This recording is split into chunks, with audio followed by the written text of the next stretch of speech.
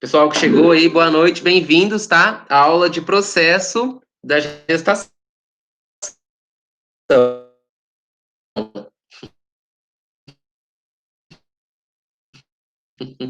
Isso, Alessandro, lembra? Então, partimos do termo, né? Como vocês viram o nome da UCLC, ela envolve obstetrícia, cuidados, né? Uma atenção nesse ramo da enfermagem extremamente importante e específico, tá? É importante vocês saberem que nós temos, né, toda uma maternidade aí em Medianeira que desempenha muito bem esse papel, né, do cuidado obstétrico.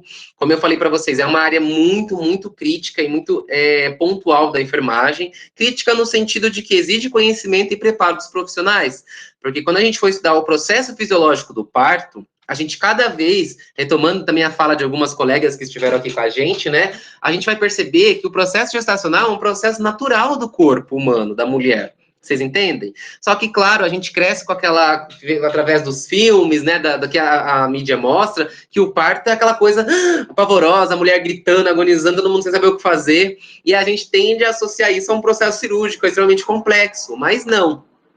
Eu espero muito que no decorrer desta unidade, também lá nos estágios, quando vocês forem acompanhar, por isso, espero que dê certo, mas geralmente dá. Quando vocês forem para o estágio lá na maternidade, né, e forem acompanhar o trabalho de parto, vocês vão ver que é algo extremamente natural, o corpo é preparado para aquilo, é algo fisiologicamente esperado.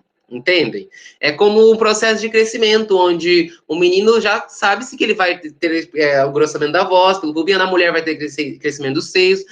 Assim é o processo de parto, é algo que o corpo é preparado para que ele aconteça. Então, não é para ser complicado, não é para ser algo extremamente complexo, é natural. E outro detalhe importante, tá? Notem ali como é que está o termo, né? Obstetrícia. Ele vem do verbo obstare, né, que é estar ao lado. Ou seja, o que é interessante a gente partir do princípio aqui, gente? Que a nossa obstetrícia, a obstetrícia em si, não só no ramo da enfermagem, mas no ramo da medicina, dos outros profissionais que são responsáveis por essa, que estão intrínsecos, né, envolvidos nesse cuidado, o nosso papel ali, gente, é estar ao lado, é suporte. Por quê? Porque o processo de gestação, e principalmente a Gleiciane fez...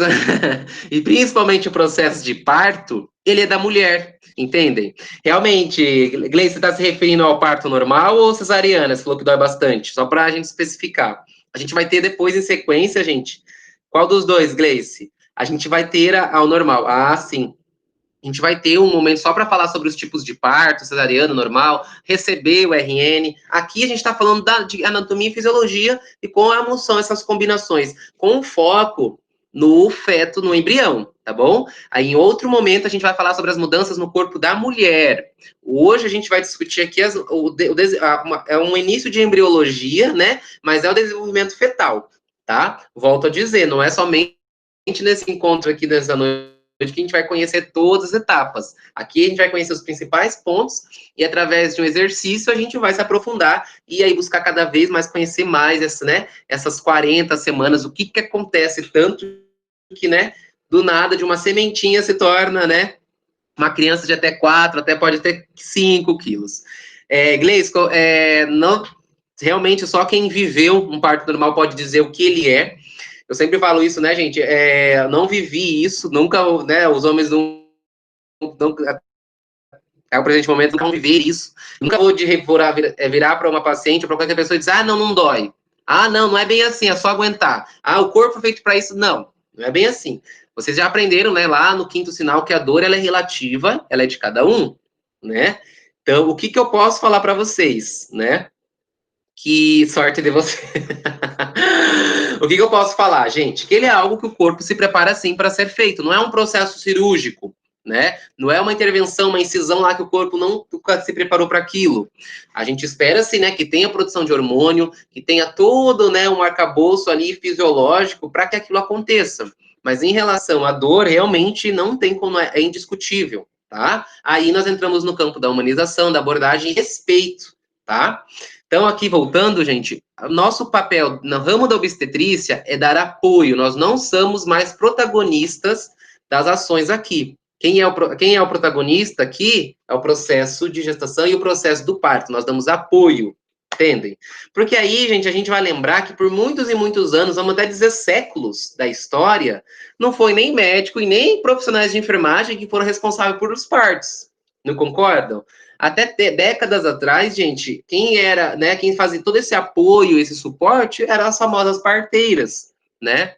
E para quem não sabe, as parteiras, principalmente na região Nordeste, que é, é na região brasileira onde mais tem, né, essa profissional, as parteiras já são, já tem, né, como se diz, fugiu a palavra, já tem uma referência, né, já são profissionalizadas, né, já existe a profissão de parteira, já existe, né, e tem todos os aspectos legais, aspectos éticos, né, claro que é considerado parteira a partir de um bom tempo, né, de realização de partos, mas essa profissão existe, entende? Então, é a prova de que, claro, que é necessário uma assistência científica, uma ciência com preparo técnico, mas só pelo fato de, por muitos séculos, mulheres que não tinham formação alguma, apenas experiência, contato, conseguiam realizar partos, dar apoio no processo de parto, é a prova de que o parto, né, nada mais é que algo que o corpo se prepara para que seja feito, não gosto de usar expelir, né, expulsão do feto, todo aquele processo que parece algo assustador de início, quando vocês acompanham, vocês vão achar a coisa mais, né, apavorante, mas vocês vão ver que é algo que pertence ao ser humano no processo reprodutivo. Tá bem, gente? Então, lembrem-se, o nosso papel no processo de gestação e de parto é dar apoio e suporte, tá? Quem é o protagonista é a gestante e todo o processo gestacional, tá bom?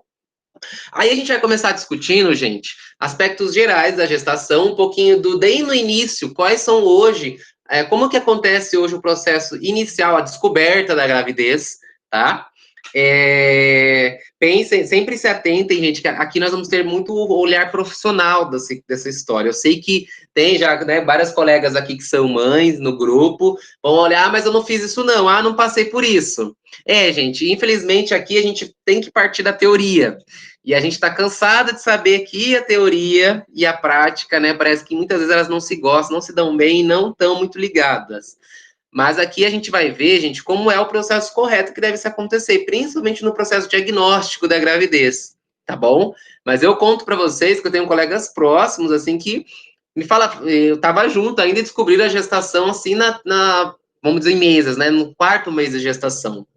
Isso, assim, parece, nossa, né, mas não é uma coisa tão positiva, porque quando a gente for ter aula de pré-natal, a gente vai ver a importância, a necessidade do pré-natal começar o mais cedo possível, principalmente na questão de calendário vacinal, de orientações, e de ter todo, acompanhar desde o início esse processo de desenvolvimento embrionário, tá bom? Então, aqui algumas informações que muitos já ouviram falar, ou já viveram, que a gestação, ela, para as pessoas, né, é o famoso 9 meses, e para nós, e aqui é importante dizer, gente, essa primeira essa discussão, né? Por que uns falam meses e outros falam semanas, tá? Gente, para a população geral que não é da área da saúde, ela não precisa saber de, tá na primeira semana, tá na 24ª semana, tá na 22ª semana. Não precisa a população que não é da área da saúde tratar do tempo gestacional dessa forma. Por quê? Para nós profissionais, para nós sim importa saber exatamente em qual semana de gestação está, para a gente já automaticamente ter uma noção de qual momento do desenvolvimento embrionário aquele feto se encontra, tá? Nós, profissionais da saúde, a população em geral, ela pode falar em meses, que dá um total de 9 meses, mas nós tratamos sempre como 40 semanas, tá? Ou 280 dias, mas a gente fala semanas, tá? E, consequentemente, quando a gente tem a DUM, né, que é a data da última menstruação, e, consequentemente, consegue estimular a idade gestacional, aí a gente consegue até contar os dias. Sim, nós vamos ter a aula de DUM, né, que é data da última menstruação, que é a contagem, né, para conseguir fazer a contagem da idade gestacional, ali o tempo exato de gestação, mas aí é um tema grande que envolve uma outra aula, um outro momento, tá bom, gente? E lembrando, as gestações elas podem variar de 38 a 42 semanas gestacionais. Um ponto importante que a gente precisa observar é que a gente vai aprender ao desenvolvimento embrionário, né, ao desenvolvimento fetal, mas isso, gente, a gente tem que entender que são dados de uma grande população geral que foi avaliada e foi estudada e constatou-se isso. Mas a gente tem que lembrar que cada indivíduo é único. Consequentemente, cada desenvolvimento fetal, embrionário, vai ser único também. Então, como acontece várias vezes, tem vários casos de bebês, de fetos que nasceram, né, bebês que nasceram RNs, com 39, com 38 semanas, perfeitamente sadios. Ou outros, fato curioso, eu, no caso, né, nasci de 42 semanas, diz minha mãe, e perfeitamente sadio. Então, o período gestacional cada processo, ele é único. A gente trabalha com essas informações de semanas para ter uma noção média, tá? Mas a gente pode ter essa certeza de que de 38 a 42 semanas, um bebê é totalmente sadio, pode esperar-se dessa forma, tá? Cada trimestre, por sua vez, é formado por 12 a 14 semanas. Lembra que a gente conta por trimestre de gestação, tá? Então, cada trimestre é formado por média de 12 a 14 semanas de gestação, durante as quais ocorre estruturação, tá? E todo o processo de desenvolvimento embrionário ali daquele feto que vai se tornar um futuro, né, bebê. Acho que alguém entrou aqui no grupo. Deixa eu só voltar aqui para autorizar a entrada.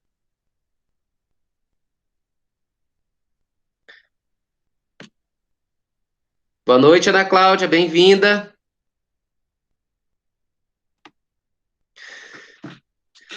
Seguindo então, gente, vamos iniciar então com os processos de sinais de que uma mulher está possivelmente grávida, gestante, tá? Quais sinais são esses? Vamos tratar, e lembra, óbvio que a gente vai tratar, né, disso com termos técnicos. O mais comum, gente, é a amenorreia. Quem lembra me dizer o que é amenorreia? Podem falar ou falar aqui no chat. O que é amenorreia, gente? Questão de concurso. Para passar no concurso público. O que é amenorreia? Vamos, gente. Isso, Gleice. Um sinal muito comum, gente, da gestação em si, daí um sinal que pode dizer que a mulher está gestante, é a ausência da menstruação, do ciclo menstrual. Mais uma vez, a gente vai ter aula, né, de ciclo menstrual, porque essa é uma aula difícil, mas não quero assustar vocês, não. Tá certo, Ana Cláudia? É a ausência da menstruação. Então, esse é um sinal muito comum. Por quê? Porque a partir do momento que o óvulo é fecundado, né, e aí acontece o processo que a gente chama de nidação, que é a fecundação, e o óvulo, ele se prende ao colo do útero, que é o processo de nidação, é quando o óvulo fica preso ao colo do útero, aí não vai ter mais a descamação do endométrio, consequentemente não vai ter mais o ciclo menstrual. Um ponto. Gente, isso é um sinal de uma possível gestação. Por quê? A gente sabe que uma a cada 3 mulheres tem o ciclo menstrual irregular. Aí menstrua um mês, fica 3 sem menstruar. Aí não dá para dizer que aquela menorreia ali é um sinal de gestação. Aí tem que desconfiar. A menorreia é muito comum a gente desconfiar de gestação em mulheres que têm o ciclo menstrual certinho, mensal lá, do nada. Se tem a vida sexual ativa também, né? Um ponto a se considerar. Aí existe grandes chances de estar gestante. Náusea com ou sem êmese, tá? Esqueci de colocar êmese ali, desculpem, gente. Ai, ai. A náusea também é associada por causa a alteração metabólica que cada mulher sofre, ela pode trazer interferências no seu processo digestório, na digestão. Então, é muito comum, nessas alterações hormonais que as mulheres sofrem no processo inicial de gestação, interferir no processo de digestão, no sistema digestório. Consequentemente, começaram a ter certas reações aos alimentos que não tinham antes. E aí vão ser acompanhadas de náuseas e possível êmese ou não, tá? Ainda não, Tatiana, aqui a gente vai começar. Ah, só um pouquinho, uma pergunta de cada vez. Gleice, sim, algumas mulheres, elas. O que acontece? Às vezes, aonde o óvulo fez o processo de nidação, aquele ciclo menstrual, né, que já havia iniciado o processo, ainda pode acontecer um certo, né, sangramento, que é o sinal de menstruação, mas isso não vai acontecer por muito tempo, tá? Não é comum, tá? Algumas mulheres acontece delas terem um certo ciclo menstrual, né, uma certa menstruação e já estando com o óvulo fecundado, já estando gestante, tá? Tatiane, quando você diz SOP, o que você está se referindo? Só para saber que é o mesmo que eu estou falando.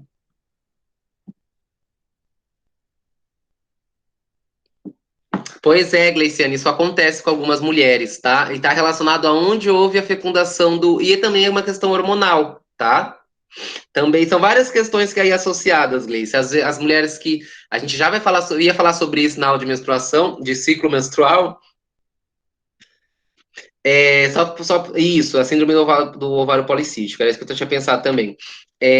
Gleice, isso acontece, tá? Não vou dizendo que é o seu caso, mas é muito comum em mulheres que tomam anticoncepcional, e acho que eu vou abordar isso em todas as aulas, gente. A gravidade que é as mulheres que fazem uso de anticoncepcional sem consentimento de um ginecologista, de um profissional formado na área, tá?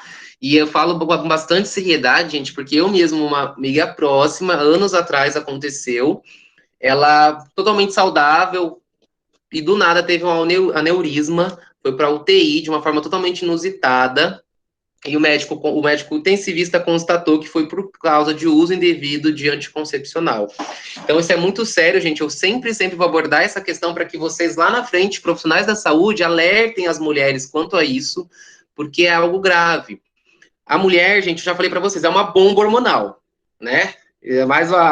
Volta a fala da Gleice lá, sorte do som. Mas é uma questão anatômica e fisiológica, gente, é indiscutível. A mulher é uma bomba hormonal.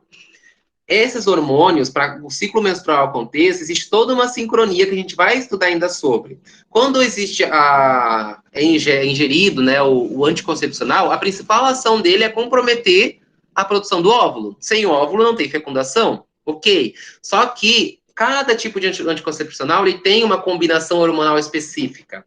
E cada mulher também é única. Quando a mulher ela toma um anticoncepcional que está numa carga hormonal muito exacerbada ou muito pouca, enfim, ela não vai ter o resultado que ela quer. Tanto que acontece vários casos de mulheres que estavam fazendo anticoncepcional e ficaram gestantes, tá? Então, isso é muito sério. E, consequentemente, isso traz alteração no ciclo menstrual da mulher. Pode acontecer também da mulher ter um óvulo fecundado e seguir o ciclo menstrual, mas isso são casos e casos. Inclusive, volto a dizer, não estou dizendo que você é um caso desses, tá, Gleice? Mas é só uma situação comum nesses tipos de caso, tá? E a síndrome do ovário policístico, gente, só para voltar na pergunta da Tatiane. Hum, Ah, tá. Você perguntou se a gente vai estudar isso. A partir do momento que a gente conhecer todo o processo normal e saudável da gestação, né? Da fecundação. Aí, Tatiana, a gente vai começar a abordar as patologias e as síndromes, tá? Aí a gente vai estudar de forma aprofundada. A gente vai estudar pré-eclâmpsia, não sei se alguém já ouviu falar, diabetes gestacional, síndrome do ovário policístico. Só que aí a gente tem que fazer sempre tudo de caminhar calmo, porque nós somos um grupo, né? Então, vamos seguindo. A gente inicia com os estudos do corpo sadio, do processo natural da gestação, e aí a gente começa a se aprofundar dentro de cada tipo de patologia, tá bom? Voltando a falar dos sinais iniciais da gestação, se respondi vocês, Gleice, Tati, tá? Pode perguntar aí de novo que eu respondo de novo, tá bom? Ó, deixa eu voltar aqui que entrou mais alguém no grupo. Toda vez que entra alguém, gente, eu tenho que voltar aqui. Sem problema, que bom que tá vindo, né? Boa noite, Ivete, bem-vinda. Voltando aqui, gente, alterações mamárias é comum, tá? Mas essas alterações mamárias, elas são mais visíveis porque elas são mínimas, tá? Elas não são, nossa, né? Eu creio, não é um silicone que colocou, não. É uma alteração mínima. Mulheres com uma anatomia que a gente chama de longilíneo, né? Que é aquela anatomia mais magra, que tem pouco peito, ela consegue perceber essa alteração nas mamas. Lembrando que também mulheres no ciclo menstrual, elas têm um certo endurecimento, né? Um certo inchaço das mamas, e isso traz uma confusão. Mas é claro que nós estamos falando de sinais, não de certeza da gestação, tá bom? O outro sinal da gestação é a polaciúria. Quem já ouviu dizer sobre polaciúria? E pode me dizer o que é?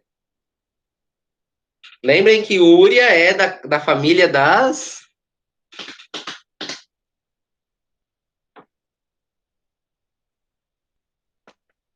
Eu vou dar mais uma chance. É o mesmo conceito de poliúria. Poliúria, vocês vão lembrar, hein, gente? Ih, meu banheiro. Isso. Só seja um pouquinho mais específica, tá, Bruna? No banheiro. Que no banheiro? Muita urina, isso, tá? Imagina, ficar muito abrangente, pode ir no banheiro tomar banho, escovar o dente. Tá bom? Gente, exatamente. Então, um sinal de gestação é a frequência o aumento da produção de urina, né? Não quer dizer que, desculpa, para o aumento da produção de eliminação de urina, não de produção. Por quê? Bem simples, gente. Anatomicamente falando, já nas primeiras semanas vai ter um crescimento ali no colo do útero. E lembrando aquela anatomia, né, da região da vagina, da bexiga, a bexiga ela fica bem na frente, logo à frente do útero. Tanto que a gestante, quando chega a partir do 30º, não, 20º já semana de gestação, ela não consegue segurar xixi. Por quê? Porque a bexiga ela não tem mais aquela capacidade de encher totalmente. Porque ou tem uma placenta crescendo atrás da coitada, né? E ela não consegue mais crescer, estender e segurar muito tempo a urina, né? Para armazenar a urina por muito tempo, que é a função da bexiga. Por isso que as gestantes, elas estão toda hora no banheiro. Tem muitas coitadas que até nem conseguem ir e a gente tem que entender e respeitar a privacidade delas, né? E que muitas vezes não dá para segurar e chegar no banheiro, porque acontece, tá bom? Tremor, dor abdominal, as mulheres alegam, né? Uma certa, né? Isso acontece, tá? Também é um sinal muito comum de início de gestação, tá? Um outro sinal, gente, também, mas ele é mais constatado em exame de preventivo, é o colo, ele muda o aspecto. O colo do útero, ele costuma ser um tanto mais rígido, tá? Vocês ainda não tiveram a oportunidade de acompanhar a realização de um exame de preventivo, pelo menos não sendo pacientes, né? Mas quando vocês visualizarem, depois vocês colocam na internet, nas imagens do colo, eu esqueci de deixar um aqui, mas depois eu mando. Os colos do útero, eles têm um aspecto rosado, né? Por causa da inervação, mas um tanto mais endurecido. No caso, quando a gestação acontece, como ocorreu todo o processo, né, de implantação de um óvulo ali, o colo do útero passa, né, a amolecer para receber para ter o processo de nidação, ele passa a mudar o seu aspecto, tá? O colo do útero em si. Testes de gravidez, aqui é importante falar, gente, por quê? Porque teste de gravidez, ele dá um sinal bastante probalítico de ter uma gravidez ali, mas não é fidedigno, tá, gente? Não é fidedigno, justamente porque existe chance de ter erro, existe chance de não dar certo. Então é muito importante. Por que eu trouxe isso, gente? Porque muitos de vocês vão trabalhar em unidades básicas de saúde, e lá na unidade básica de saúde, e também quando a gente tiver aula de pré-natal, vocês vão ver que não é a partir do teste de gravidez que confirma a gestação e inicia o pré-natal. Não, já pensou? Né, iniciar todo um pré-natal e ela não estava gestante, a mulher? É através de um exame que a gente chama de beta-HCG. Tá? É um exame que constata, através da urina, a quantidade de hormônio que tem no organismo da mulher. Se ela estiver... Acho que entrou mais alguém. Ela vai ter uma produção de progesterona, principalmente, muito alta. Boa noite, Jéssica. Bem-vinda. Oi, Gleice. Aqueles que o YouTube ensina. Isso, Christian, o exame beta. Como assim, inglês? Aqueles que o YouTube ensina? Mas aqui eu tô me referindo ao teste de farmácia, tá, gente? Esses testes de farmácia muito comuns, que as meninas morrem de vergonha de comprar. Teste caseiro, não, inglês. Não. Foi sarcasmo, né? Mas não dá para confiar. E vocês, quando forem trabalhar na unidade, não é através desses tipos de teste que vão junto com o enfermeiro iniciar um pré-natal, é através do exame específico. Por último, gente, um sinal muito comum é o sinal de rebote. Quem já ouviu falar do sinal de rebote?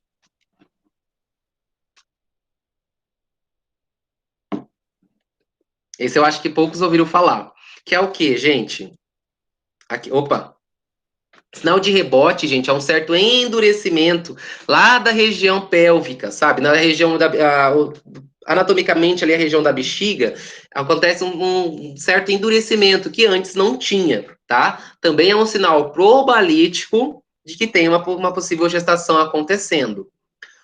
Outros sinais probabilísticos, aumento uterino, tá? Isso também acontece em anatomicamente falando, né, em organismo de morfologia longilínea, que aquelas pessoas mais altas, né, tanto mais magras, vamos dizer assim, consegue se não constatar um aumento do uterino ali, tá bom?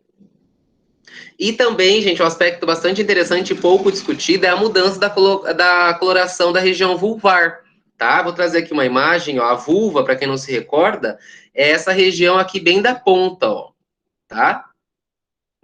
Isso, aqui anatomicamente existem vários tipos de vulvas, tá? A coloração da. E a gente volta a falar daquela importância da mulher e o homem ambos conhecerem o próprio corpo. Porque quando conhece o próprio corpo, consegue identificar, né, a qualquer alteração e qualquer diferenciação que pode acontecer ali. Então a vulva, ela pode mudar de coloração para mais de um aspecto inervado, que é avermelhado, tá? Então mais escurecido, tá bem? É um sinal probalítico de gestação, tá? E certeza, gente. O que tem que fazer para que aquele ali é certeza que está gestante? Um BCF.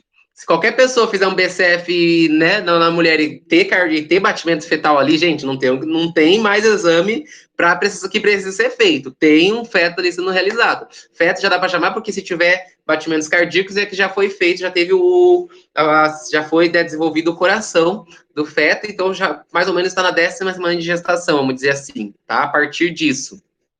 Então, um sinal de certeza da gestação é a realização do cardiotoco, né? O batimento cardiofetal, o BCF. Vocês vão aprender a realizar. No estágio, vocês vão fazer bastante, porque é feito muito nas gestantes que vão para consulta de rotina, as gestantes que estão lá no trabalho de parto. Então, vocês vão ter bastante oportunidade de fazer o BCF, tá? E é um procedimento realizado bastante pelos profissionais de enfermagem, tá?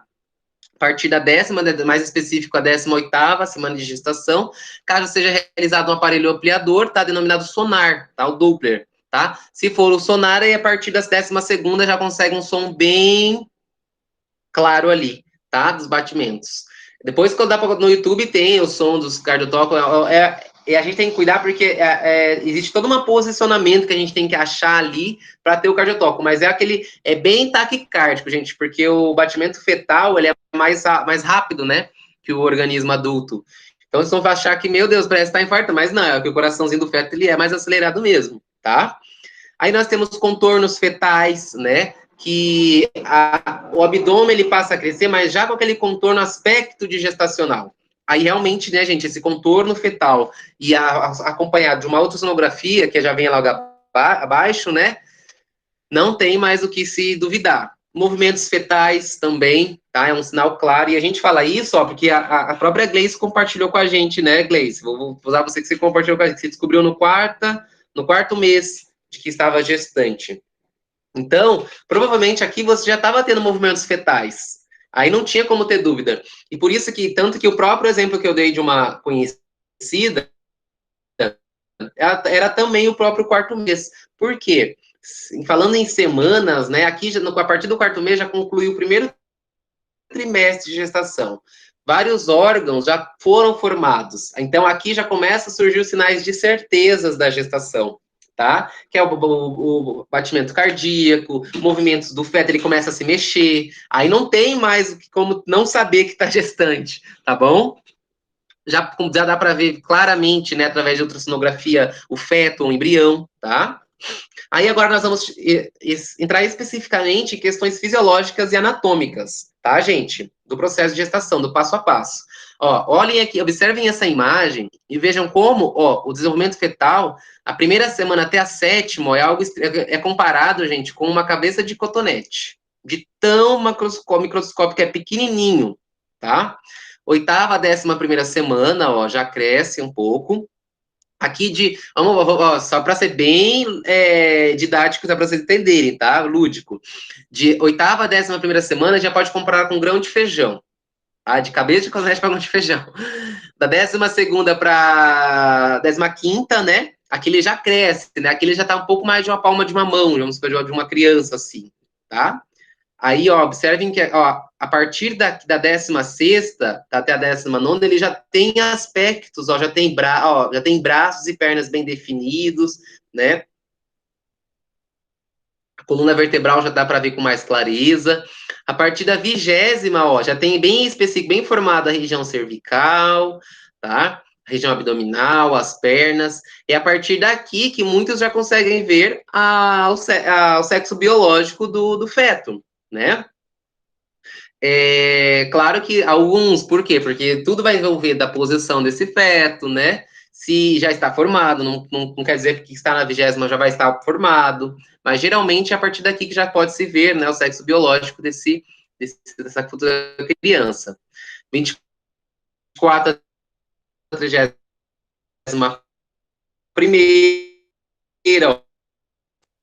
né? Aqui mais para frente é só para vocês verem. Quando chega a partir da 36ª semana, ó, ele já começa a não caber mais ali onde ele está, ó.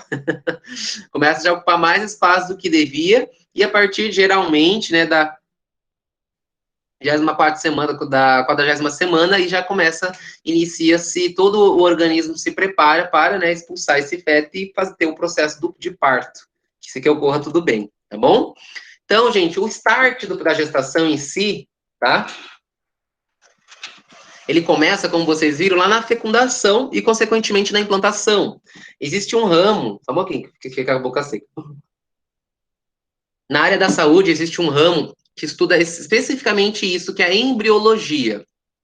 A embriologia, ela estuda de forma extremamente aprofundada o desenvolvimento embrionário, cada etapa que acontece, a partir de dias, o que acontece, né? E é uma área muito interessante que vale a pena se aprofundar quem tiver interesse. Claro que o nosso olhar aqui, ele vai ser também aprofundado, mas não deste alcance. A gente vai conhecer, né? Por exemplo, óvulos, né? O óvulo, como a gente vai, principalmente quando a gente vai por estudar o ciclo menstrual, né? A gente vai ver como acontece esse armazenamento, essa expulsão mensal que representa o ciclo menstrual, tá? Mas os ovos, ele fica, né? Como já sabe, no ovário, tá? E a partir que tem o processo de ovulação, ele é chamado de ovócito, ó, e parte para trompa. Lembra que eu falei para vocês lá na primeira aula, né, que a gente estava revisando o sistema reprodutor masculino e feminino? Lembra que eu mostrei a trompa, né, a tuba uterina? Lembra que eu falei, ó, geralmente, na maioria das vezes, a fecundação acontece aqui, né? Expeliu o óvulo, né, o ovário deixou o óvulo sair, e aqui teve, né, a fecundação. O que é a fecundação? É a entrada, né, a passagem do espermatozoide, tá? Na parte interna do óvulo. E a partir do momento, esse óvulo, gente, ele tem uma membrana em sua volta, né? A partir do momento que um espermatozoide entra, essa membrana ela automaticamente se fecha, né?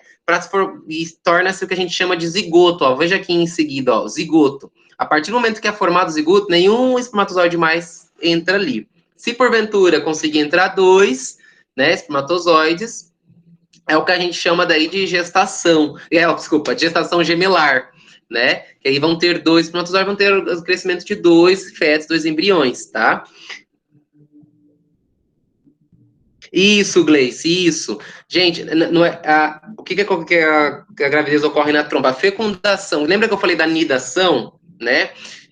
Pode acontecer, né, da nidação ela ser próxima ali da trompa. Não é seguro. Geralmente é muito comum parto, né?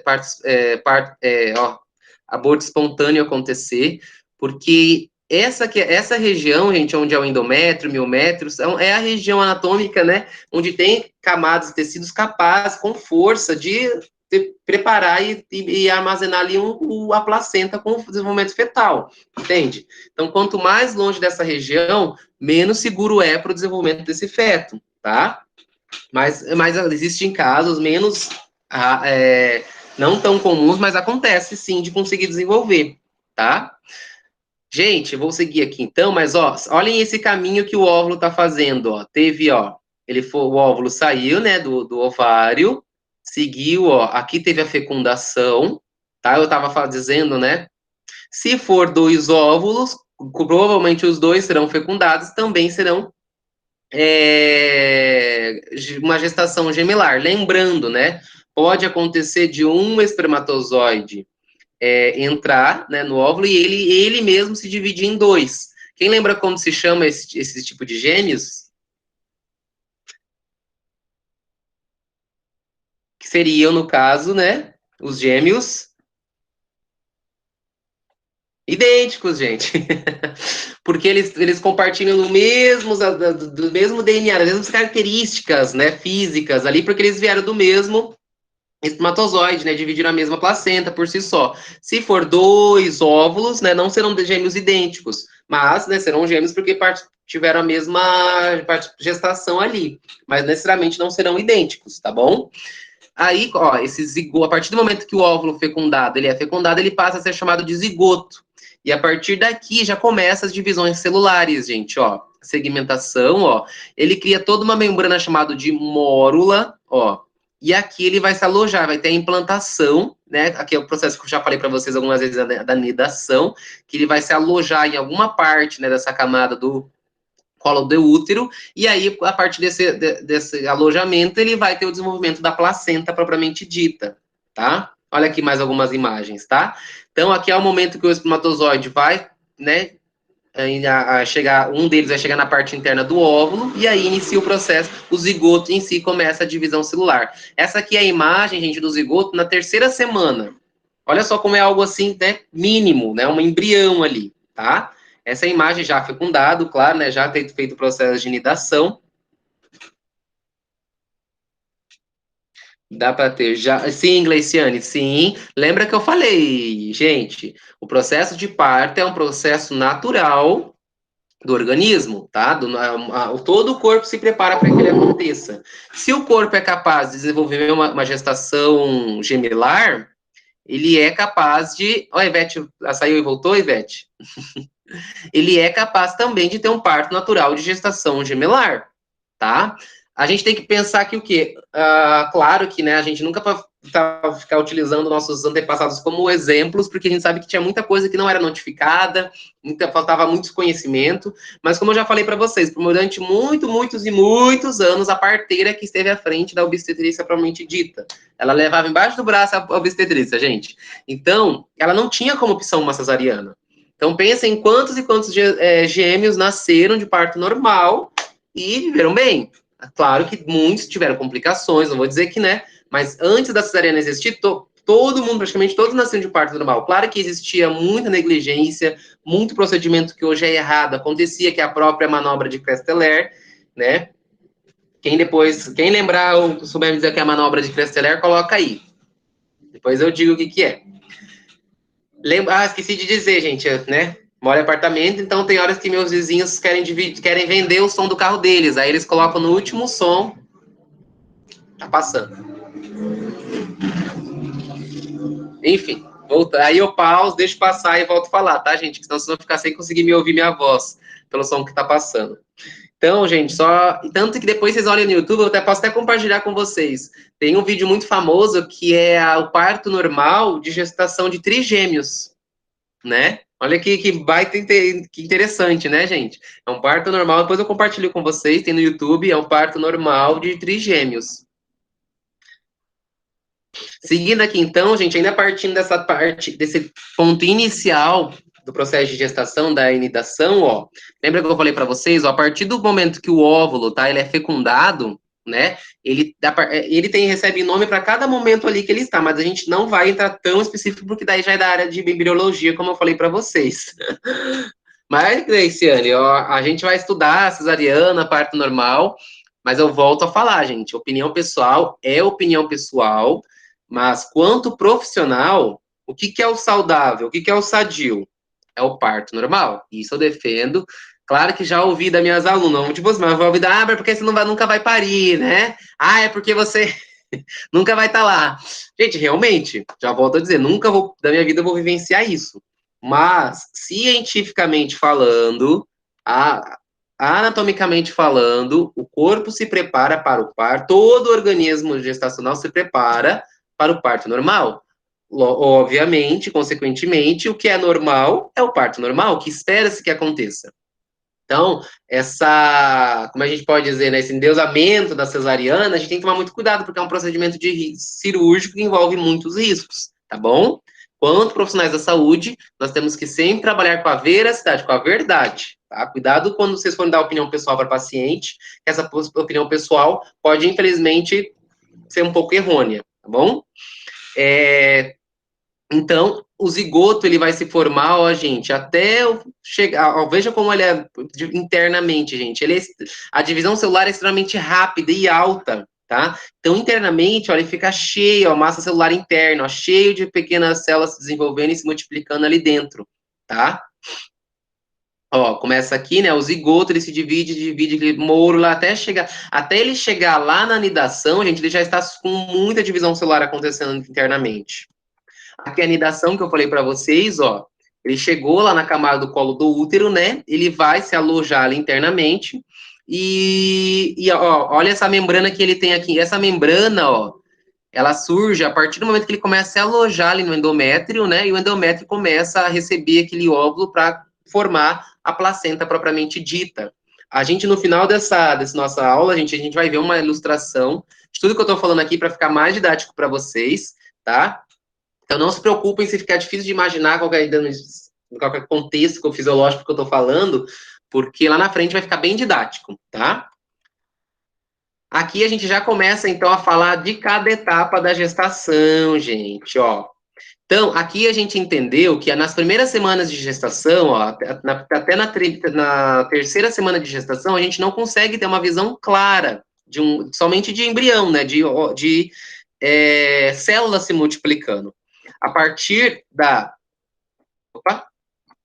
quinta semana de gestação, a gente já consegue ter essa visualização aqui, essa imagem, tá?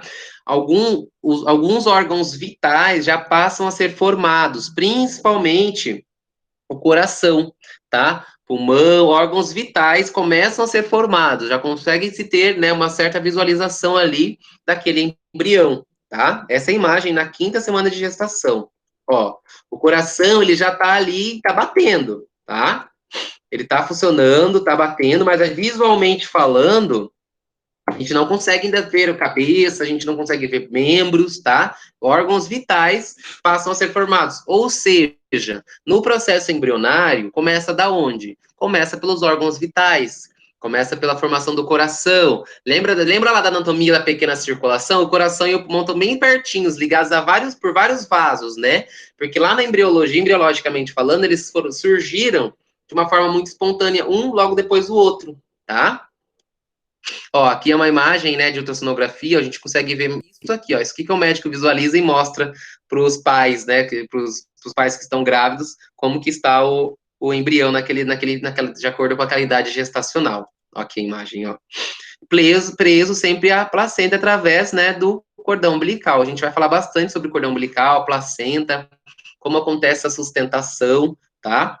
Tem uma outra, acho que mais para frente. Não, depois pra frente tem uma imagem de cordão umbilical bem legal, tá? Mas o que a gente tem que entender? Que é a placenta que sustenta esse feto e é ela que é responsável por toda a nutrição e principalmente para o crescimento embrionário, para o desenvolvimento embrionário, né?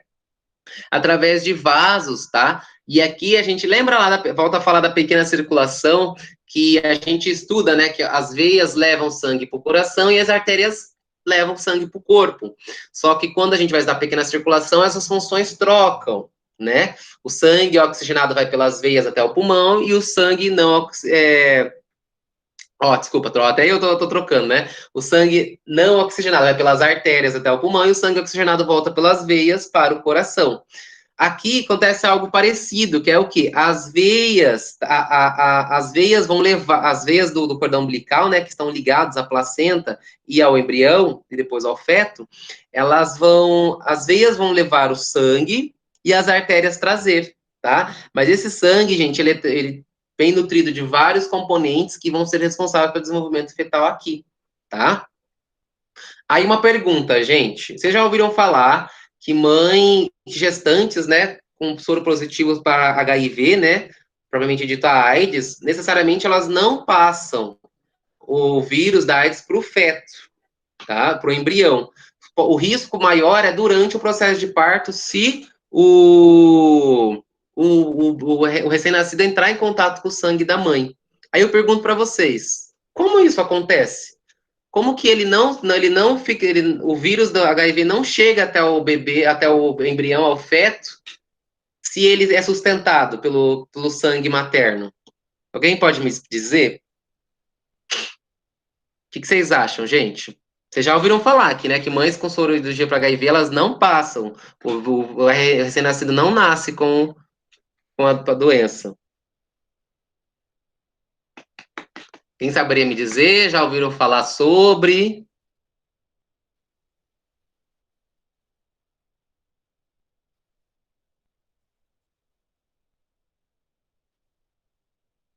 Será? O que vocês acham? A Gleice falou anticorpos, a Leila falou que deve tomar alguma medicação. Deixa eu ter uma foto da placenta. Aqui, ó. Olha aqui a placenta, gente, como ela é, né?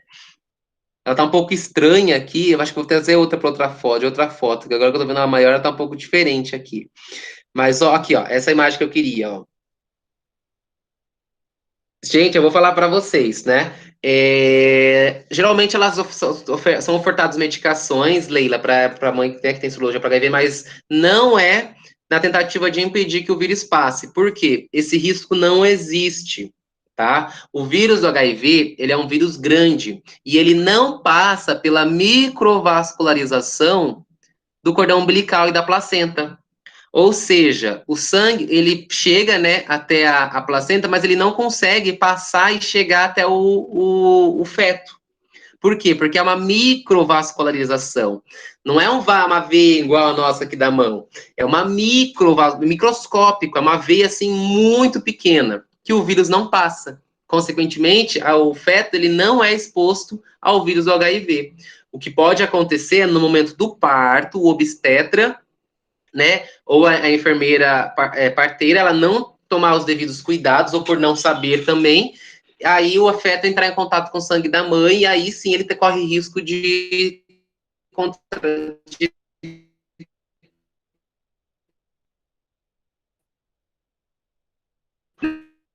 doença. Então, é interessante isso, porque aí a gente entende a importância da placenta na vida do feto. E aí, lembrando, né, aqui nós temos o líquido amniótico, e é esse líquido também que não deixa o feto sofrer atritos, né? Quantos casos a gente vê de gestante que tem queda, que sofre algum tipo de trauma, e não necessariamente, claro, que é um risco muito grande para o feto, mas não, o líquido amniótico, nesse momento, ele vai ter uma função ali de amortecer qualquer tipo de trauma, tá?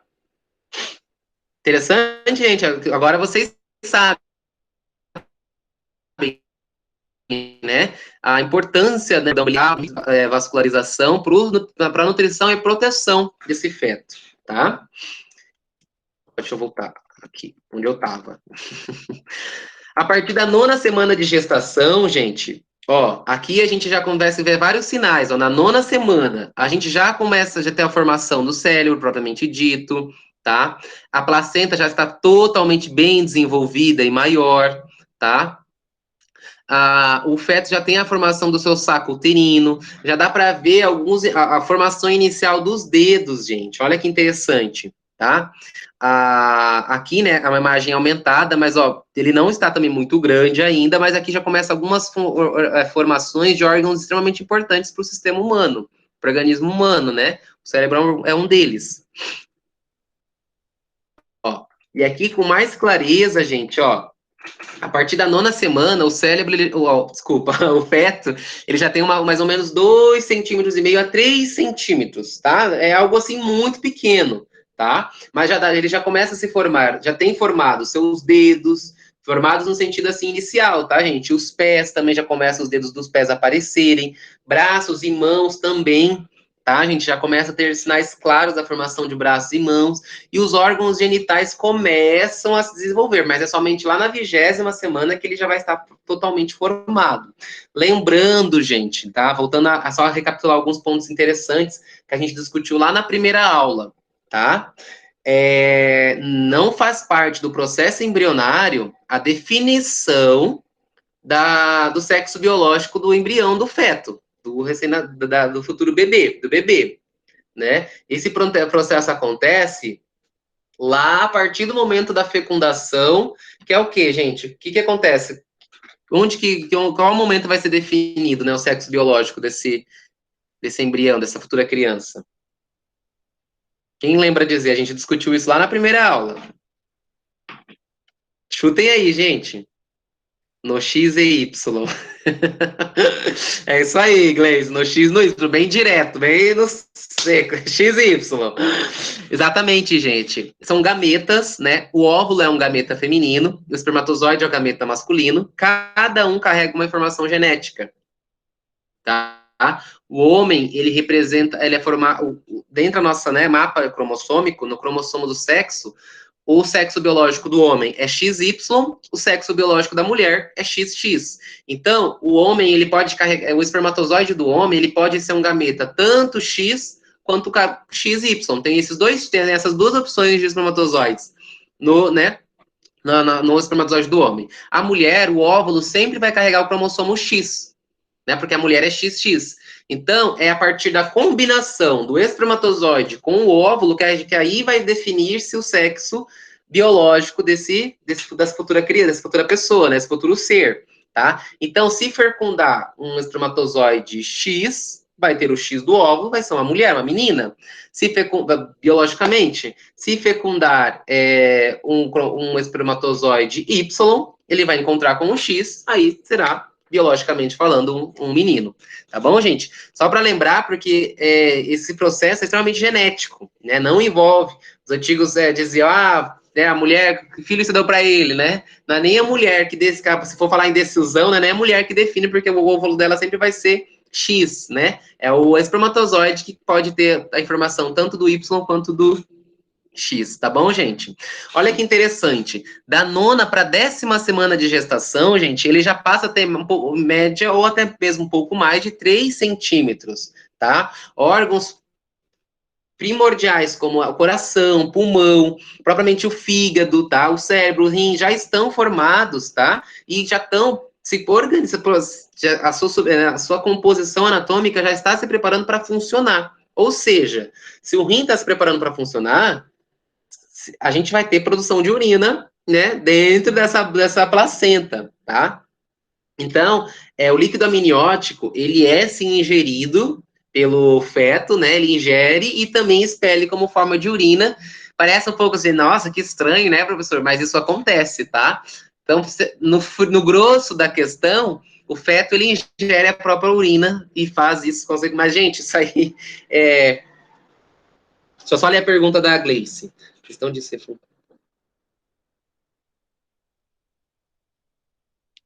A questão de ser fecundado em um dia, fecundado em ou depois do período fértil. Não, Gleice, não influencia, entendi, Gleice, não influencia em nada. Volto a dizer, a mulher em si, o organismo não define em nada a decisão do sexo biológico da criança. Por quê? Porque ela só carrega uma informação genética, é o X. É o XX. Entende? A mulher, o cromossomo da mulher, que define o sexo de uma mulher, é XX. O homem que é XY. Então, independente de qual momento acontecer a ovulação, a fecundação, a definição vai ser a partir do gameta do homem, se for um Y, se for um X, porque é o homem que carrega as duas informações. Entendem? Aí entra em várias contradições, né? Se for parar para ver, então, né, biologicamente falando, o homem é proveniente da mulher, porque a mulher que tem a mesma informação genética, né, a parte do cromossomo que traz, né, a definição masculina é X também, assim como a mulher, não é uma outra informação, é a natureza, né, gente, isso é muito interessante, estudar mais aprofundado nessas questões anatômicas, genéticas, tá bom? Mas façam comentários aí, perguntem, curiosidades, coisas que vocês sempre que acharam que acontecia, não acontece, porque aqui agora é o olhar tanto científico, mas também explicando e tentando entender esses tabus que sempre acompanharam e as pessoas, tá? E aí, gente, olha, observem como esse processo embrionário, parece que 40 semanas é uma eternidade, mas, gente, cada semana é muito importante na vida nesse momento de desenvolvimento embrionário que está acontecendo aqui. Ó, gente, a partir da 12ª semana já tem o desenvolvimento do globo ocular, pálpebras, né, retina, depois, em alguns casos, né, em outros já consegue se ver o feto, o início de ele piscar, né, através de contrações musculares da face, ele já consegue piscar até, né, gente? Células nervosas já começam a se multiplicar para organizar o sistema nervoso, só que só mais para frente, quando fica pronto o sistema nervoso, aí ele começa a conseguir ter as contrações, se movimentar. Até aqui ainda a vida da gestante está um pouco mais fácil, Porque quando ele começa a ter as contrações, aí começa o desconforto, né? A partir da 22ª, ele já tem em média 15, já pesa em média, né, cerca de 15 gramas e tem 5 centímetros do seu tamanho, tá? Tá crescendo essa nossa criança aqui. Como eu já mostrei essa imagem para vocês, ó, aqui é mais ou menos ele na 22ª semana, ó. Mas é para a gente ver como é interessante essa nutrição, né, que o cordão umbilical faz, né, porque é ela que é responsável, não pode ter nenhum comprometimento, né, nenhuma interrupção da placenta, porque é ela que é responsável, né, por armazenar, por proteger e desenvolver esse feto propriamente dito, tá? Aqui só uma curiosidade também, gente. Eu vi essa região aqui, né? Essa de abertura. Aqui é todo o colo do útero, tá, gente? Quem lembraria de me dizer que região que é essa aqui, ó, gente? Isso aqui é tudo o colo uterino, a placenta, né? A bolsa, o líquido amniótico. Essa região aqui, gente, que região que é? Bem conhecida. Já falei dela aqui na aula hoje, essa noite. Pensem, ó. É uma região que aqui já. Isso, Ana Cláudia, o colo do útero. Não, vulva é externo, Leila. Mas tá ali próximo, tá? Tranquilo, Leila, mas tá ali próximo, mas não é a vulva, não, a vulva é externa. O colo do útero, gente, ela é cadê aqui minha setinha? É essa região aqui, é através.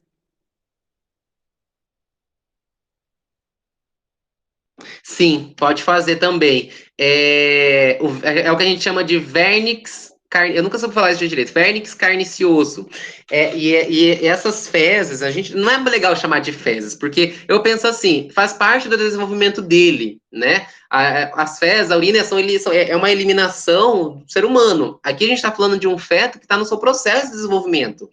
Quando ele elimina esse vernix carnicioso, é como se fosse algo escamoso que vai ficar preso à sua pele. Vocês já notaram, né? Não dá para usar novela e filme como exemplo, porque os partos de filme e novela é perfeitos, né? Mas quando vocês forem precisar, vocês vão notar que o RN, o raiz mesmo, ele nasce todo com um aspecto assim de como eu posso dizer, um líquido mesmo mais grosso em sua pele, que a gente chama de vernix, né? Esse líquido, gente, que está em sua pele, isso, né? Não tem material físico para digerir, isso mesmo, né? Não é que ele passa pelo seu sistema digestório ali e ele, né, sai, né, pela região, não, mas esse vernix, ele vai ter a função de ficar preso, ele fica preso ali na pele, né, do feto, né, e tem um processo de proteção mesmo. Um outro exemplo também, às vezes acontece desse vernix, né, que ele ingere, e lá para na traqueia, tá? Opa, caiu um negócio aqui. Fico mexendo. O vernix, ele pode também ser expirado pelo feto. Aí o que acontece? Quando vocês forem acompanhar lá a recepção da RN, que é uma emoção na vida de todos os estagiários, né, acompanhar o nascimento, né, de feto, do bebê, vocês vão ver que a técnica lá de enfermagem, que se vocês estiverem acompanhando, ela vai fazer uma técnica de aspiração no recém-nascido. E assim, para quem está começando, gente, eu mesmo falo, elas fazem com muita habilidade. Porque a técnica de aspiração, vocês já tiveram a oportunidade de fazer? Acho que ainda não, né, gente? Ou já? Fora do laboratório, no estágio. Já fizeram a aspiração em adulto? Me diz aí, gente. Não? Ah, tá, Leila. Então, vocês vão fazer esse procedimento no adulto, né? Que é um procedimento que a gente é muito extremamente invasivo e que dá, vamos dizer assim, uma certa angústia em estar realizando, porque você está introduzindo, né? O paciente tem uma traqueia e você vai pôr a aspiração lá dentro da traqueia. Esse procedimento também é feito no recém-nascido, gente. Aí pensa que ele acabou de nascer, todo indefeso, delicado, você faz uma aspiração ali, né? É necessário porque pode ter esse vernix que eu tô falando nas cavidades nasais e respiratórias desse recém-nascido e podem impedir ou dificultar a respiração dele. Entenderam? Então aí tá a importância, né? Lá na frente a gente vai falar sobre recepção da RN, né? As etapas, aí eu já estou respondendo para vocês. Por que tem que aspirar o recém-nascido quando ele nasce? Porque ele pode ter, né, aspirado, né, o vernix carnicioso, que era para estar preso à sua pele, e pode dificultar a sua respiração. Seguindo aqui, então, gente, aqui essa imagem, né, quando ele nasce, ele fica preso ali, né, é feito o corte do cordão umbilical, toma todos os cuidados, mas a placenta é a alma, né, responsável pelo desenvolvimento embrionário. Aqui nós chegamos na 25ª na 15ª e 20ª semana de gestação. Olha essa imagem, gente. Aqui a gente já consegue ver a formação das orelhas, os membros superiores e inferiores já estão desenvolvidos. A partir da 20ª semana, como eu já falei para vocês, a gente já consegue, através da ultrassonografia, verificar o sexo biológico da criança, né? Claro que vai depender da posição. Muitas ficam com essas duas perninhas cruzadas, ou elas ficam todas assim, abraçadinhas entre ela mesma, sabe? Aí não dá para ver mesmo. Aí tem que esperar mais tempo ela ter mais contrações, aí conseguir visualizar. Mas dá para se ver, dependendo da posição, a partir daqui, tá bom? Ele já começa a abrir a boca, também veja que a boca está bem formada, tá? Os vasos, ó, já estão todos se distribuindo. Olha aqui essa imagem, ó, 21ª e 27ª semana. Aqui já começa dessa 20ª semana para cá, gente, ó, da 21ª, mais especificamente falando, o sistema nervoso já começa a falar. Vamos lembrar que aqui esse feto já tem coração, pulmão formados, né, rim, fígado, pâncreas, baço, o sistema imune dele também já está se desenvolvendo, né? É claro que quando a gente for estudar o organismo da mulher, dentro desse processo todo aqui, a gente está falando de embriologia, né? Aqui o nosso foco é o bebê.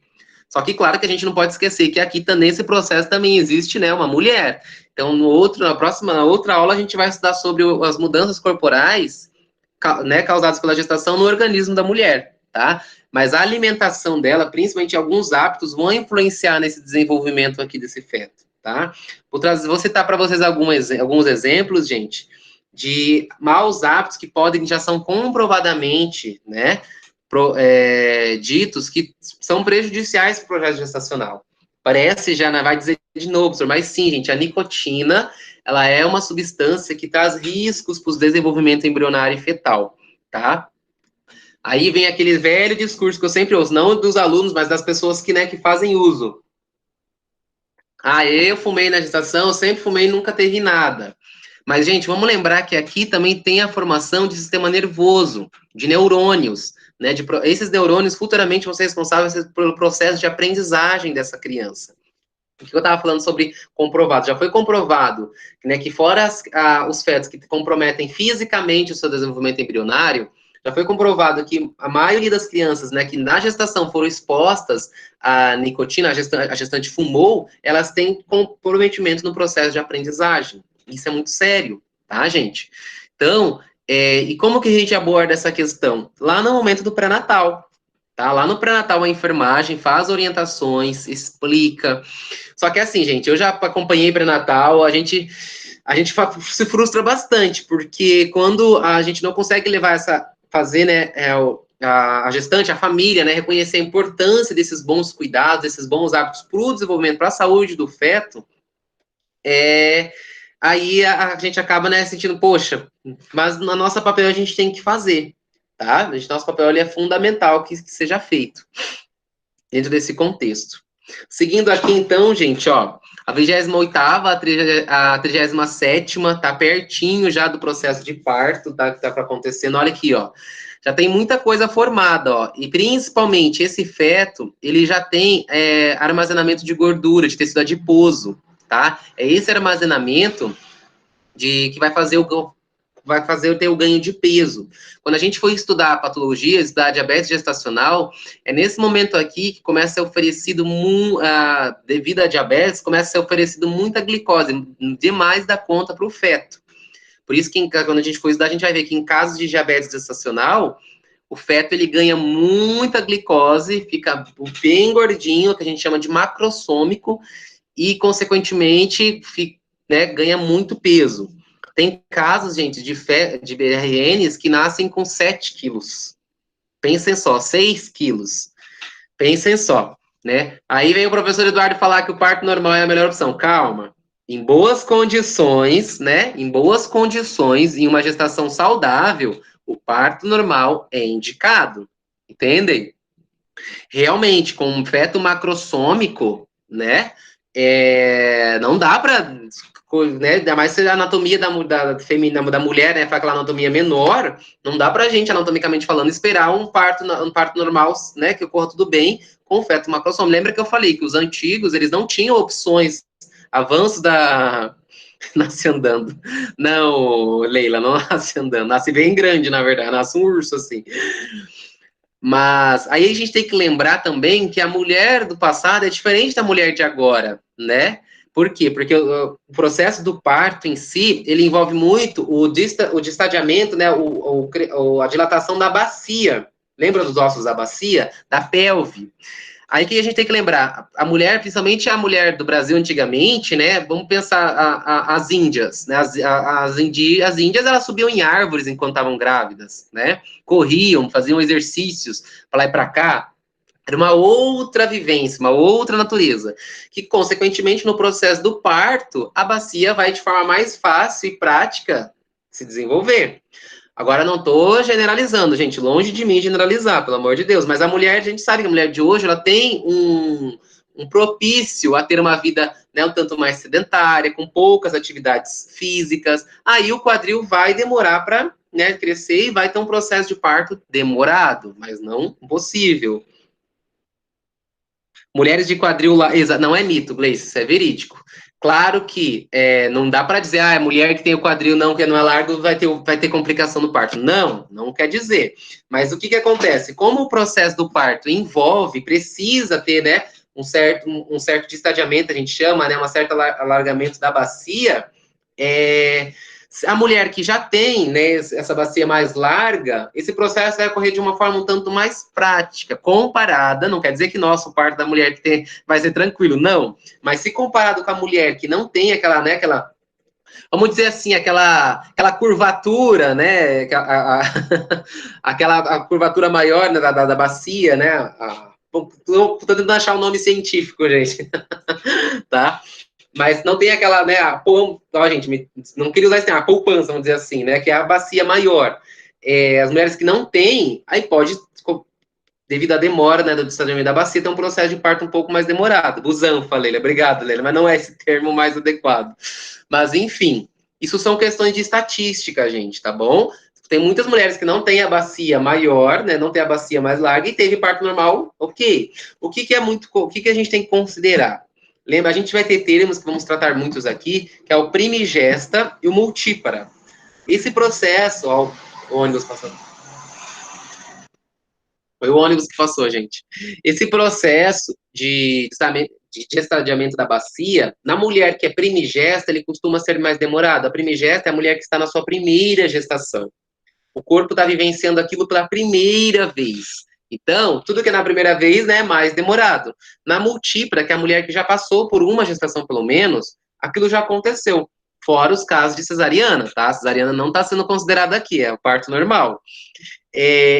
O organismo já teve já passou por aquele processo. Então, espera-se que vai ter um processo de saciamento um tanto mais, né, mais prático. Quem vai fazer isso é o hormônio que a gente chama de ocitocina, tá? Quem é responsável pela produção de ocitocina? A progesterona, tá bom?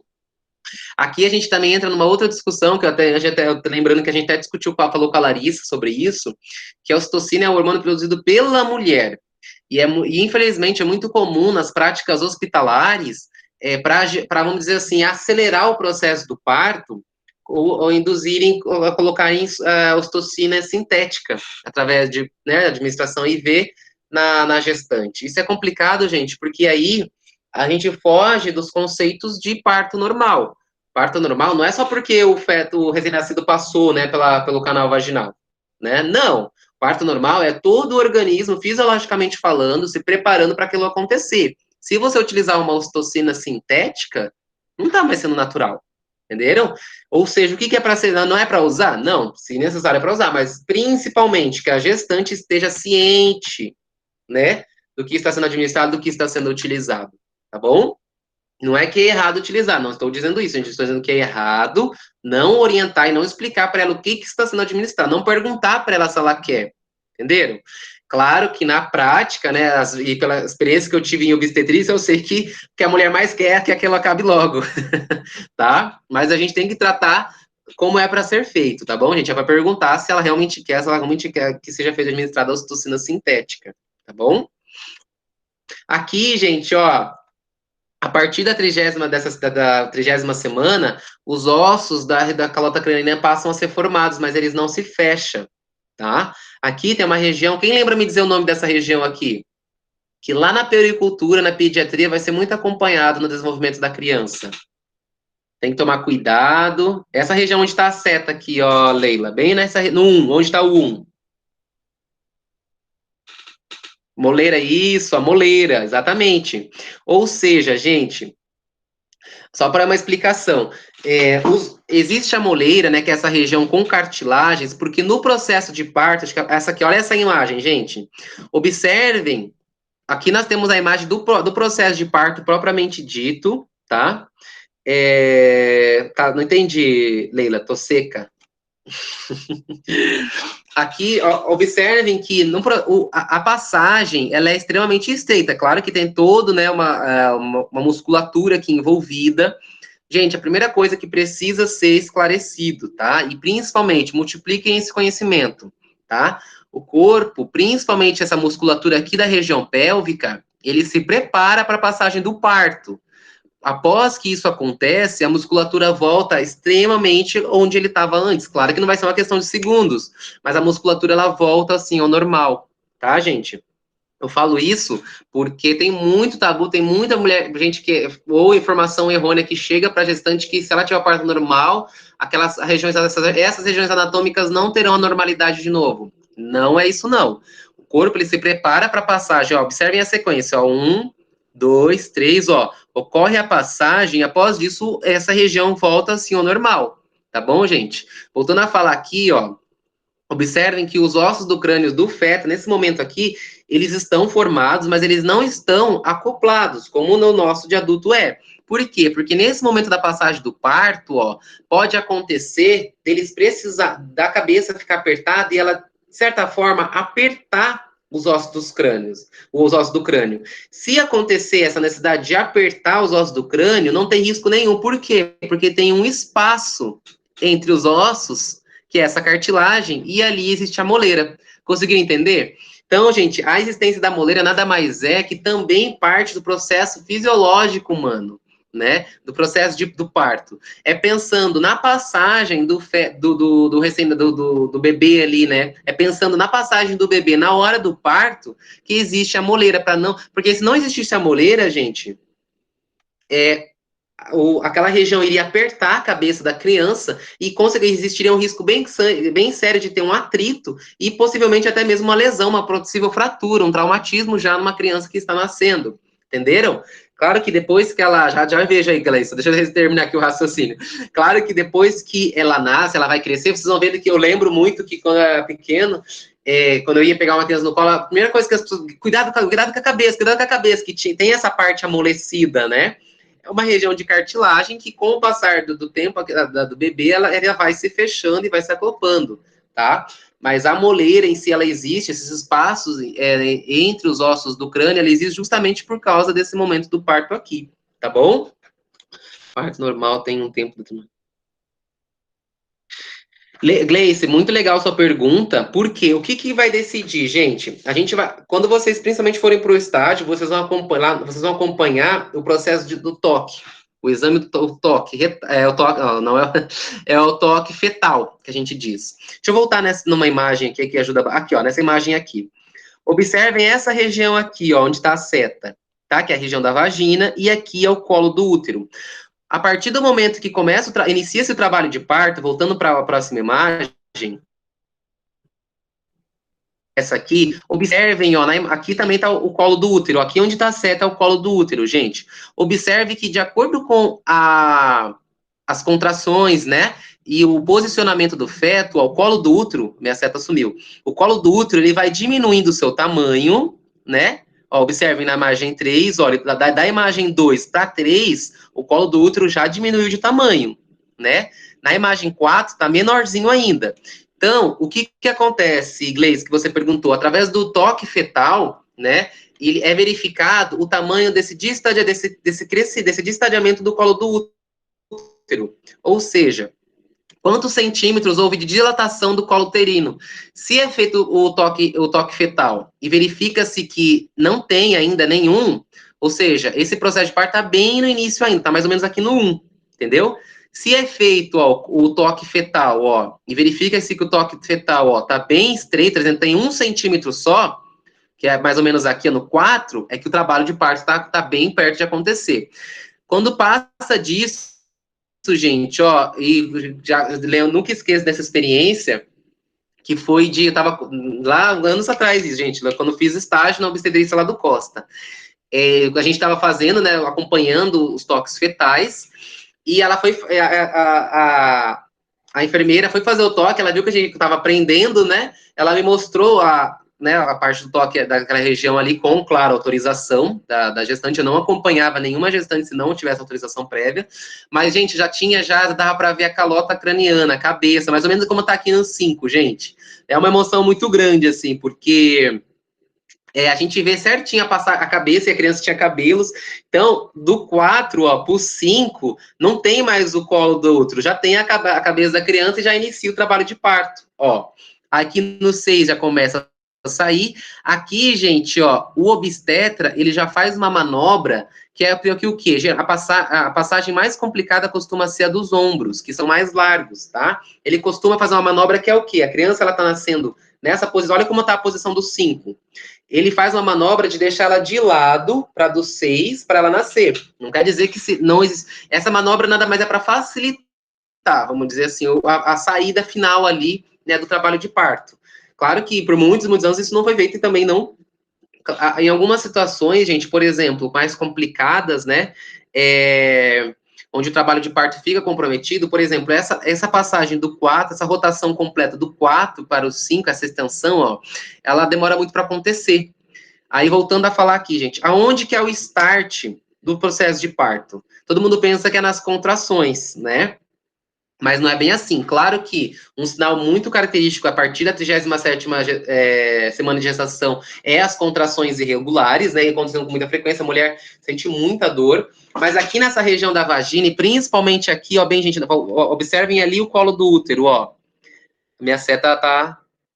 Cadê aqui? Isso, aqui chegou. Aqui nessa região do colo do útero, a gente tem tipo como se fosse uma gelatina fugiu a palavra agora, escamosa, vamos dizer assim, bem elástica, que a gente chama de tampão mucoso, tá? A gente não gosta de usar esse exemplo, mas ele parece muito com uma secreção nasal. É uma gelatina amarela, tá?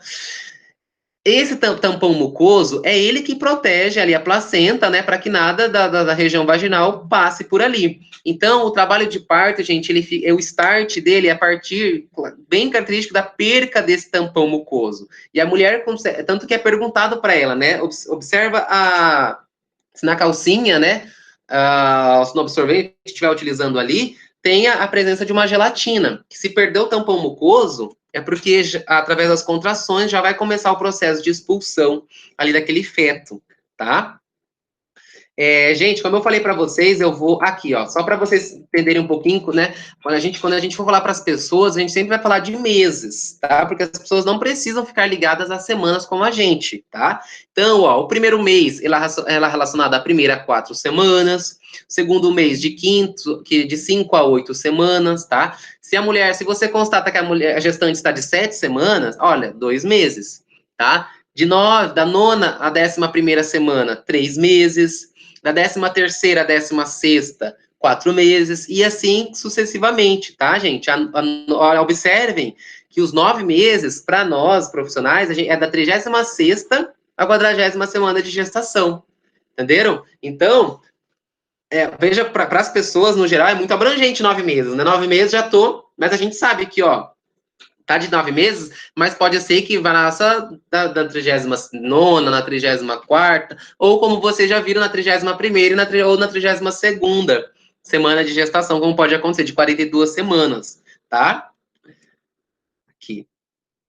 Olha aí, só uma mensagem bem interessante, gente, fiquem de olho, com a evolução da ciência, da medicina, atualmente existem outras formas de fecundação, diferente da que a gente estudou aqui. Não tão diferente, mas um pouco diferente. Inseminação artificial ou a fecundação in vitro. A gente pode abordar esses temas para a gente conhecer, mas, gente, é algo existente hoje dentro da nossa área da saúde, tá? E eu falo para vocês, claro que a nossa área, da nossa assistência de enfermagem, ela está mais ligada no cuidado da gestante no processo gestacional, seja ele da forma como a gente estudou aqui, ou seja ele por inseminação, por fecundação. A gente pode abordar e entender um pouquinho como acontece por conhecimento mesmo, tá bom? Mas saiba que o nosso trabalho é voltado, né, nossa assistência é voltada para dentro deste contexto da gestação propriamente dita. Gente, agora todos juntos vamos assistir um vídeo bem interessante, bem didático, que ilustra tudo isso aqui que eu mostrei para vocês. Tudo bem? Aí em seguida, a gente já está pertinho de terminar. Opa, deixa eu só. Esse vídeo ele tem no YouTube e eu vou compartilhar com vocês lá também, tá? Mas a gente vai assistir todos juntos aqui porque ele é muito legal, muito interessante, tá bom? Liguem aí os sons certinho. Se alguém não estiver ouvindo direito, me fala. Na semana seguinte à fertilização, o óvulo fecundado avança até o útero. Ele agora se chama blastocisto e é menor que a cabeça de um alfinete. Em poucos dias, as células do zigoto formam grupos distintos. As células de dentro darão origem ao bebê. As do lado externo formarão a bolsa amniótica e a placenta. O blastocisto perde então sua camada protetora e se implanta na parede do útero. É a nidação. Na quinta semana de gravidez, o bebê tem o tamanho de uma sementinha de gergelim. As células que estavam no interior do blastocisto se organizam. O embrião começa a tomar forma, surgem os primeiros órgãos.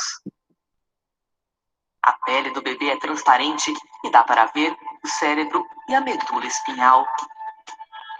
Nessa fase, o sistema circulatório do bebê também se forma, e é aí que o coraçãozinho começa a bater. Olha que lindo, gente. Por enquanto, o bebê parece mais um ser humano.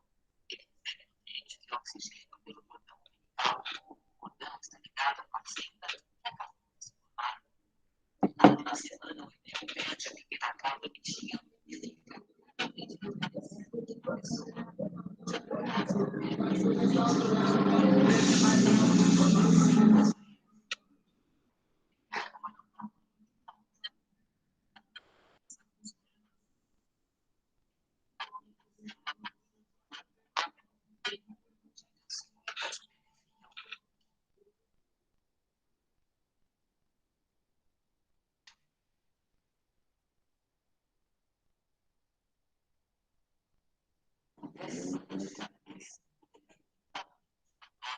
Ele está passando de embrião a feto.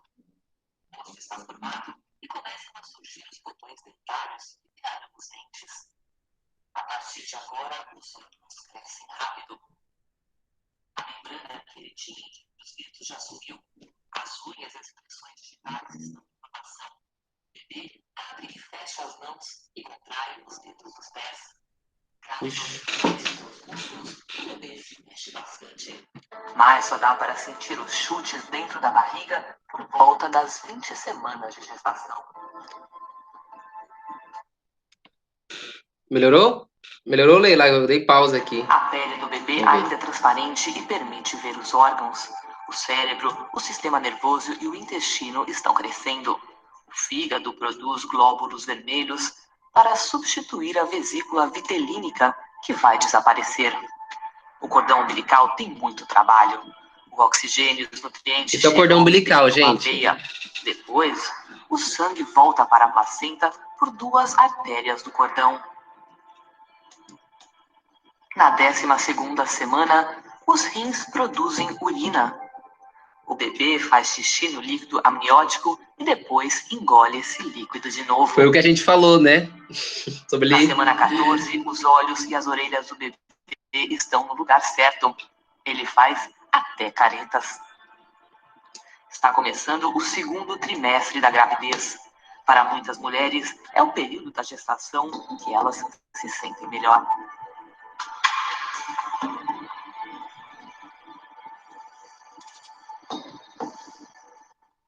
Entre 15 15 e 20 semanas, o bebê dobra de tamanho.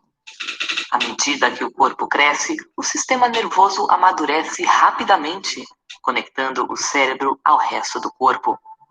Os nervos saem do cérebro e passam pelo tronco encefálico até chegar à coluna. De lá, se estendem aos membros. O esqueleto do bebê também está em transformação. A cartilagem, antes macia, começa a endurecer e virar osso. Esse processo de enrijecimento acontece primeiro nos braços e nas pernas. O desenvolvimento sensorial acelera. O cérebro do bebê está designando áreas especiais para olfato, paladar, audição, visão e tato. Agora o bebê já consegue ouvir as batidas do coração da mãe, assim como sua voz.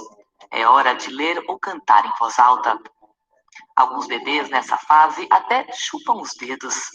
Com cerca de 18 semanas, as mães entram em uma das fases mais emocionantes da gravidez, a de sentir os movimentos do bebê. As mexidas de braços e pernas podem a princípio parecer leves coceguinhas, mas ficarão mais fortes e frequentes a cada semana. Na 20ª semana, o bebê pesa cerca de 280 gramas e mede uns 25 centímetros da cabeça até o calcanhar, mais ou menos o tamanho de uma cenoura. Essa semana comemora um importante marco. Metade da gravidez já passou. Tá crescendo essa criança. Entre as semanas 21 e 27, o tato do bebê se desenvolve, assim como suas impressões digitais. Quando a mãe passa a mão ou aperta levemente a barriga, muitas vezes sente o bebê se mexer ou dar um chutinho de volta. O bebê gosta de tocar e sentir o próprio rosto ou qualquer outra coisa a seu alcance, como o cordão umbilical. Daqui para frente, ele vai continuar experimentando suas novas habilidades. Com cerca de 23 semanas, o bebê já encolhe e em breve seus soluços ficarão perceptíveis. Esses soluços são uma parte absolutamente normal do desenvolvimento e podem ocorrer várias vezes ao dia. Os pulmões também estão formando milhões de minúsculas ramificações chamadas bronquíolos. Por incrível que pareça, o bebê está treinando a respiração. Através dela, ele põe líquido amniótico para dentro e para fora dos pulmões. Na 24ª semana, um bebê é capaz de sobreviver fora do útero, só que com grande ajuda médica. Na semana 27, as pálpebras do bebê se abrem por reflexo, mas ele ainda não enxerga. Os lábios estão formados e ele conta com pequenas papilas gustativas na língua. Seu peso é de cerca de 900 gramas e a altura de mais ou menos 37 centímetros. Agora só falta um trimestre para o bebê nascer.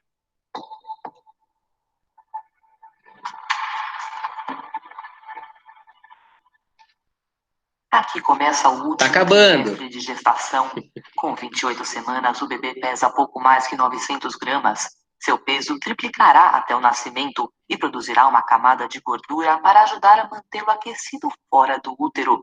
O esqueleto do bebê está endurecendo, mas os ossos do crânio ainda não se fundiram.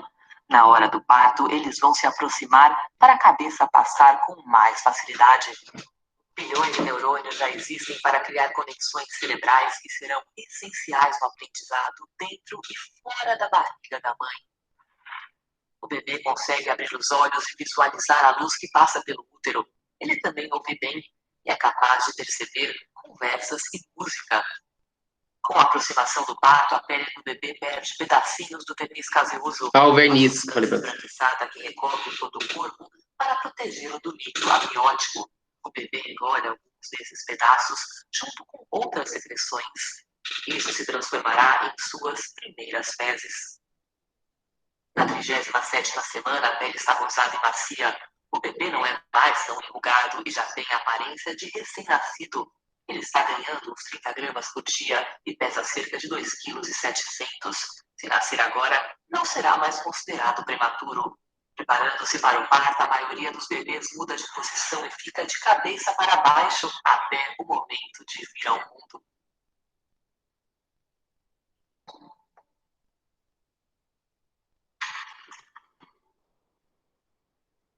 O parto. Nas semanas antes do parto, o corpo produz menos progesterona e aumenta os níveis de outros hormônios. As prostaglandinas amaciam o colo do útero e a ocitocina provoca as Ó, olha contrações. essa região aqui, gente, ó, que eu tô As apontando. contrações no trabalho de parto são ritmadas e doloridas e vêm cada vez mais fortes.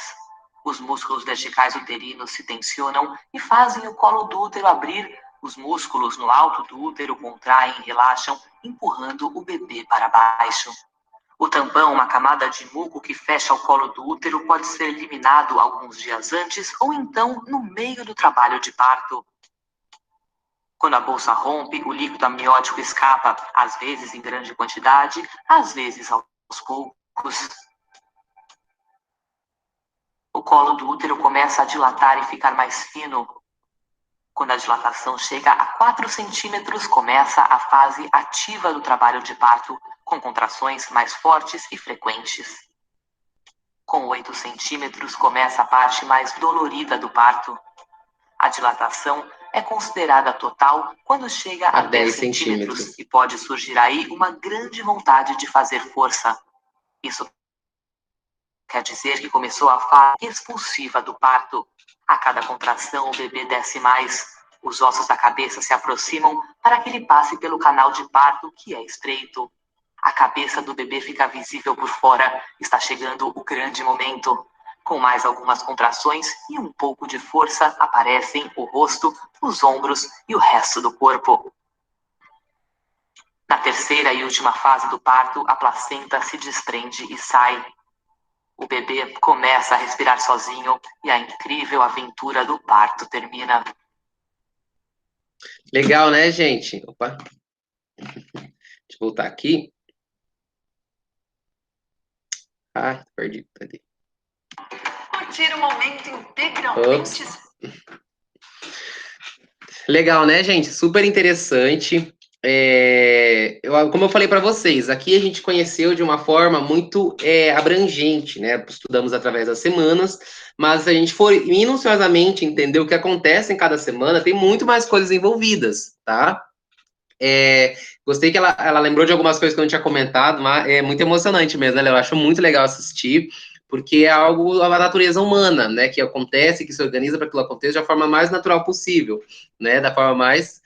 Eu achei interessante que ela falou da questão da prematuridade, que a gente vai falar. Em qual momento é prematuro? Até a partir de qual momento pode nascer? Será que é atravessado na 40ª semana? Será que em qual momento a gente vai poder nascer? Em qual momento é considerado prematuro?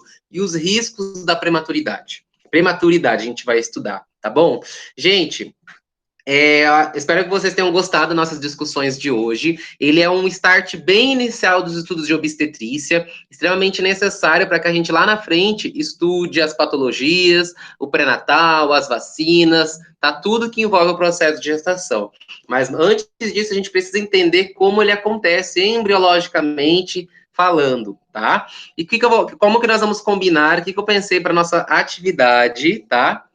Que vai ser a alma da cara da Ivete já. Essa atividade vai ser legal, Ivete, fica tranquila.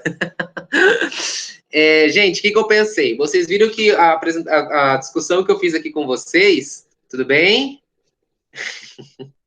A apresentação que eu fiz aqui com vocês, ela foi muito sequencial de acordo com as semanas. Vocês vão elaborar uma atividade ilustrativa, ou esquematização, ou organização, ou como vocês acharem melhor, mas que tragam esse desenvolvimento embrionário, esse crescimento do feto, tá? Desde a primeira semana de gestação até a 40ª. O que vocês podem fazer? Fazendo uma folha sulfite, desenhar a primeira semana, faz o feto lá, o que acontece na primeira semana? E na segunda, pode ser um pouquinho abrangente, mas não muito, por exemplo, da 5ª à 10ª, e fazer um desenho só, entenderam? Pensem que vocês fossem explicar para uma pessoa, mas ilustrando como que é o processo da gestação ali, o que vai acontecer, entendeu? É bem ilustrativo. Tatiane, não necessariamente em forma de mapa mental, porque é para ser bem desenhado, né? E como que o mapa teria que ser um mapa bem grande para abranger todas as semanas. Eu sugiro, por exemplo, o que eu pensei assim quando eu bolei essa atividade, né? Pega umas folhas sulfites, né? Sabe quando a gente dobra a folha sulfite e faz no formato de um caderno? Dobra a folha sulfite no meio? Aí, em cada página, em cada lado dessa folha sulfite, faz uma etapa da semana de gestação. O que acontece na semana, sim, quinta semana, faz o feto lá, e o que acontece naquela semana ali? Tem bastante material disponível na internet, bastante ideia de ilustrações, mas é um material, gente, que vai avançar em muito os conhecimentos e estudo em cima da obstetrícia e o processo gestacional, tá bem?